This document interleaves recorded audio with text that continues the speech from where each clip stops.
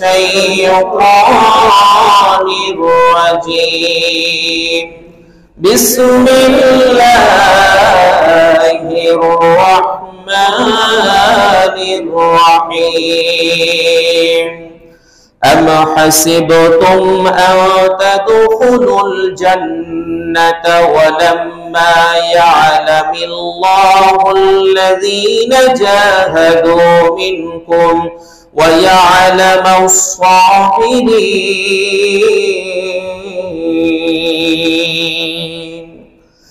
আল্লাহ পাক রব্বুল আলামিন বলেন, তোমরা কি মনে করেছো যে তোমরা জান্নাতে এমনিতেই প্রবেশ করবে, অথচ আল্লাহ পাক রব্বুল আলামিন এখনো জানেননি তোমাদের ভেতর থেকে কারা জিহাদ করেছে এবং জানেননি কারা ধৈর্যশীলদের অন্তর্ভুক্ত হয়েছে।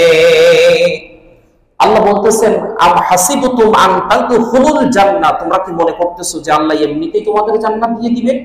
শুধু পাঁচ ওয়াক্ত নামাজ পড়বা আর জিকির আজকার করবা আর একটু তাসবিহ টিপবা, এর ভিতরে দিয়ে জান্নাত সীমাবদ্ধ, তোমরা কি এমনটা মনে করে নিয়েছো? অথচ স্বৈরাচারের বিরুদ্ধে তোমাকে যখন জিহাদের জন্য ডাকা হবে, তুমি ঘরের কোনায় বসে থাকবে, তুমি ঘৃণা প্রকাশ করতে পারবে না। যখন স্বৈরাচারের পতনের জন্য তোমাকে আহ্বান করা হবে, তখন তোমার জবান দিয়ে কোনো কথা বাইর হবে না, প্রতিবাদ শুনো। তুমি কি মনে করতেছো? আম হাসিবতুম আন তাদখুলুল জান্নাহ, আল্লাহ কি এজন্যই তোমাকে জান্নাত তৈরি করে রেখেছেন, তোমাকে জান্নাত দেওয়ার জন্য তৈরি করে রেখেছেন? না। আল্লাহ পাক রব্বুল আলামিন বলেন, ওয়ালাম্মা ইয়ালামিহুল্লাহুল্লাযিনা জাহাদু মিনকুম ওয়া ইয়ালামাস সাবিরিন, আল্লাহ পাক রব্বুল আলামিন দেখতে চান তোমাদের ভিতর থেকে কে জিহাদের ময়দানে অংশগ্রহণ করেছে এবং দেখতে চান তোমাদের ভিতরে কে ধৈর্য ধারণ করেছে। আল্লাহ পরীক্ষা করবেন।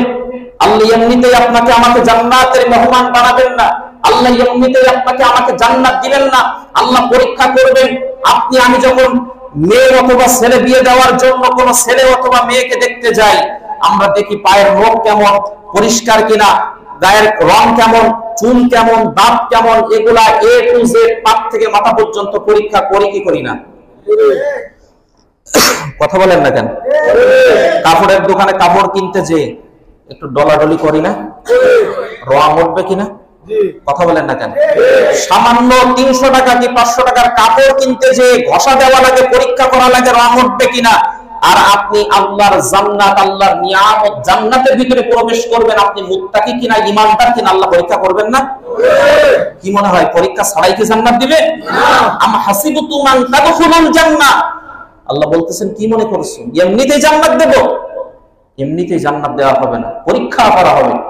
রব্বুল আলামিন বলেন, ওয়ালা নাবলুওয়ান্নাকুম বিশাইইন মিনাল খাউফি ওয়াল জু'i ওয়া নাকসিম মিনাল আমওয়ালি ওয়াল আনফুসি ওয়াস সামারাত ওয়া বাশশিরিস সাবিরিন। আল্লাহ রব্বুল আলামিন 2 নম্বর সূরা বাকারা 155 নম্বর আয়াতে কারিমার ভিতরে রব্বুল আলামিন বলেন, ওয়ালা নাবলুওয়ান্নাকুম বিশাইইন মিনাল খাউফ ওয়াল জু'i ওয়া নাকসিম মিনাল আমওয়াল ওয়াল আনফুসি ওয়াস সামারাত। আল্লাহ রব্বুল আলামিন বলেন, দুনিয়ার জমিন আল্লাহ পাক রব্বুল আলামিন তাদেরকে অধিক ভালোবাসেন, অধিক মহব্বত করেন, আর যাদেরকে ভালোবাসেন আল্লাহ পাক রব্বুল আলামিন তাদেরকে বিভিন্ন প্রকার ভয় ভীতি, খোদা দারিদ্রতা, জানমালের ক্ষয়ক্ষতি দ্বারা বিভিন্ন ভাবে আল্লাহ পাক রব্বুল আলামিন পরীক্ষা করেন। ইন্নাল্লাহা মা'আস সাবিরিন, আল্লাহ পাক রব্বুল আলামিন অবশ্যই অবশ্যই ধৈর্যশীলদেরকে ভালোবাসে। ধৈর্যের সাথে যারা আল্লাহ পাক রব্বুল আলামিনের দেওয়া পরীক্ষায় অংশগ্রহণ করতে পারবে, আল্লাহ পাক রব্বুল আলামিন শুধুমাত্র তাদেরকেই ভালোবাসার ঘোষণা দিয়েছে।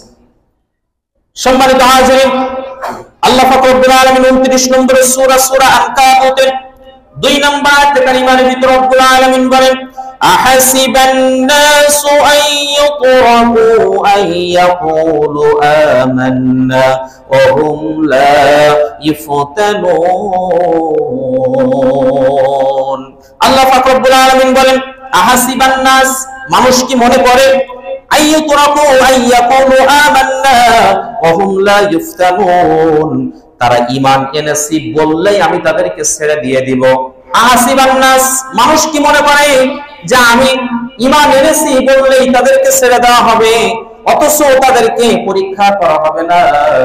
আল্লাহ পাক রব্বুল আলামিন মুখের কথাকে নেন না। অত্র আয়াতে কারিমার আলোকে বোঝা গেল আল্লাহ শুধুমাত্র মানুষের ঈমানদারের মুখের কথা নেন না, আল্লাহ দেখতে চান বান্দা ঈমানের দিক দিয়ে কতটা বলিয়ান হতে পারে, কতটা মাঠে ময়দানে কাজ করে ঈমানের পরীক্ষা দিতে পারে। কথা বলেন ঠিক কিনা? আহাসিবান নাস, মানুষ কি মনে করেছে, আইয়ুতরাকু আইয়াকুলু আমান্না ওয়া হুম লা ইফতানুন, কি মনে করছে যে শুধু বলবে যে ঈমান আনছি আর বললেই ছেড়ে দেওয়া হবে? আপনি আমি শুধু বলতেছি যে না আমরা ঈমানদার, কি আমরা কি ঈমানদার হতে পারবো? জবানে শুধু বললাম আমি ঈমানদার, আমি মুত্তাকি, আমি বড় বড় পরহেজগার, এই বললেই শুধু আল্লাহ মুখের কথা নেবেন না, আল্লাহ পরীক্ষা করবেন। আল্লাহ দেখতে চান কোন বান্দা কতটুকু তাকওয়া অবলম্বন করতে পারে, কতটুকু ঈমানের পরীক্ষা দিতে পারে। এরপর আল্লাহ পাক রব্বুল আলামিন বলেন الذي خلق الموت والحياة ليبلوكم أيكم أحسن عملا وهو العزيز الغفور।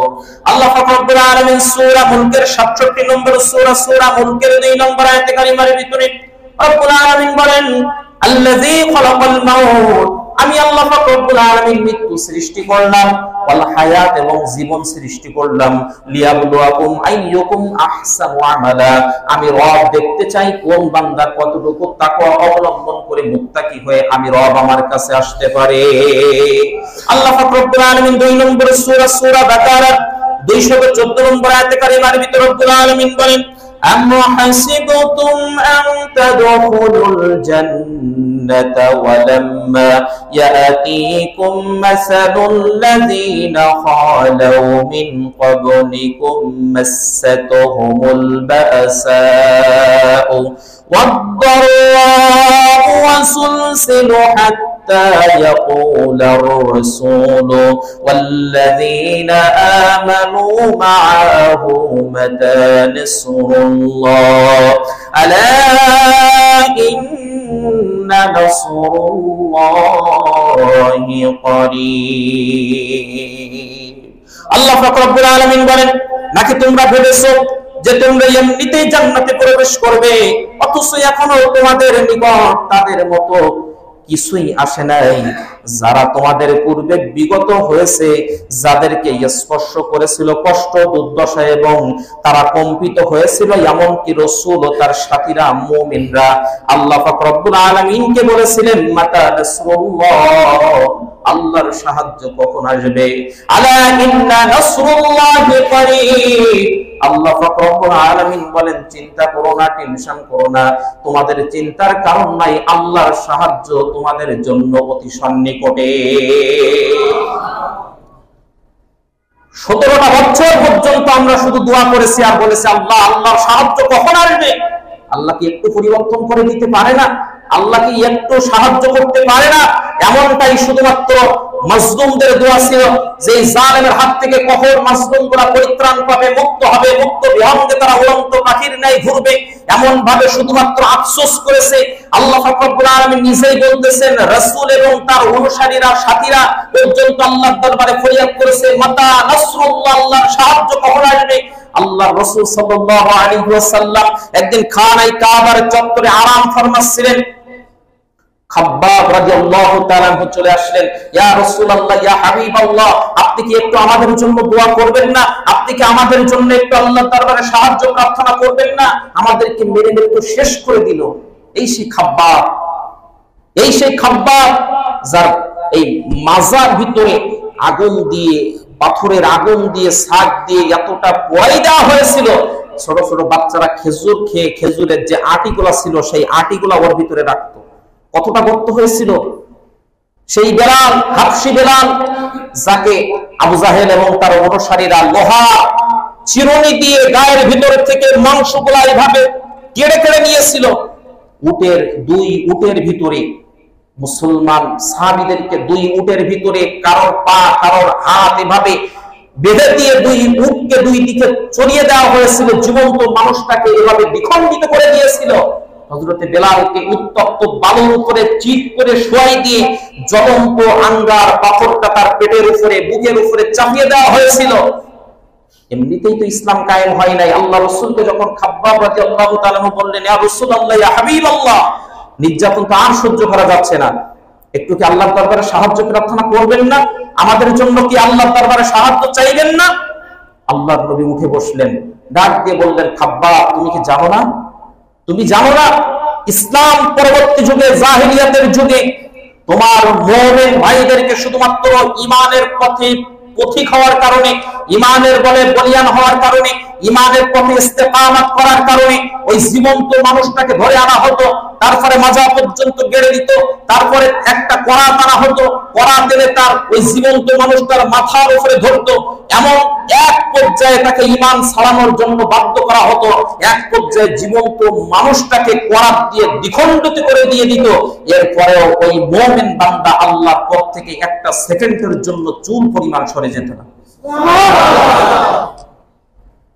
আহাসিবান নাস, মানুষ কি মনে করছে পরীক্ষা ছাড়াই তাদের জান্নাত দেওয়া হবে?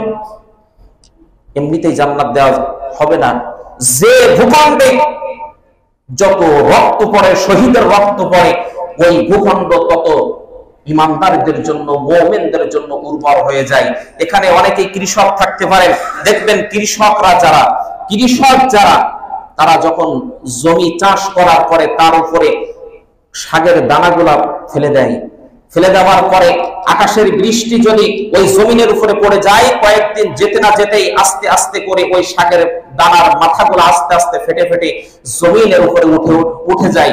ঠিক অনুরূপ ভাবে জমিনের ভিতরে যত শহীদদের রক্ত জমিনের ভিতরে পড়ে, আল্লাহ পাক রব্বুল আলামিন ওই শহীদের রক্তের বিনিময়ে ওই জমিনকে ইসলামের জন্য উর্বর করে দেয়। রক্তবিহীন স্বাধীনতা কায়েম করা যায় না। রক্তবিহীন ইতিহাসে কখনো স্বাধীন কোন ভূখণ্ড হতে পারে নাই। রক্ত দিয়েছে, স্বাধীনতা অর্জন করেছে। সম্মানিত হাজিরিন, আল্লাহ পাক রব্বুল আলামিন বলেন 79 নম্বরের সূরা নাসিয়াতের 40 এবং 41 নম্বর আয়াতে কারিমার ভিতরে রব্বুল আলামিন বলেন, ওয়া আম্মা মান খাফা মাকামা রাব্বিহি ওয়া নাহান নাফসা আনিল হাওয়া ফাইন্নাল জান্নাতা হিয়াল মাওয়া। আল্লাহ পাক রব্বুল আলামিন বলেন, আর যে রবের সামনে দাঁড়ানোকে ভয় করে এবং কুপ্রবৃত্তি থেকে নিজেকে বিরত রাখে, নিশ্চয়ই জান্নাত হবে তাদের জন্য একান্ত আবাসস্থল। আল্লাহর সামনে আপনাকে আমাকে দাঁড়াতে হবে, এই ভয় যদি আপনার আমার ভিতরে কাজ করে, আপনি যদি সকল প্রকার কুপ্রবৃত্তি থেকে যদি আপনি আপনাকে নিজেকে হেফাজত করতে পারেন, আল্লাহ পাক রব্বুল আলামিন বলছেন একমাত্র জান্নাতের আবাসস্থল হবে শুধুমাত্র তাদের জন্য যারা রবের সামনে দাঁড়ানোকে ভয় করে। আর রবের সামনে দাঁড়ানোকে ভয় করলে ওই মানুষটার দ্বারা কোনো খারাপ কাজ হবে নাকি? হবে না। রব্বুল আলামিন বলেন সূরা বাকারার 12 নম্বর আয়াতে কারিমার ভিতরে রব্বুল আলামিন বলেন, আমিনু কামা আমানান নাস, তোমরা ঈমান আনো তাদের মতো ঈমান, যাদের ঈমানটা আমি রব আমার কাছে ছিল অনেক পছন্দের, আমার কাছে অনেক দামি ছিল। আল্লাহ পাক রব্বুল আলামিন ঈমান আনতে বলেছেন যাদের দুনিয়ার জমিনে, যাদের ঈমানটা আল্লাহ পাক রব্বুল আলামিন অনেক পছন্দ করেছেন, দুনিয়ার জমিনে যাদের ঈমানটা আল্লাহ পাক রব্বুল আলামিনের কাছে অনেক গ্রহণযোগ্য ছিল।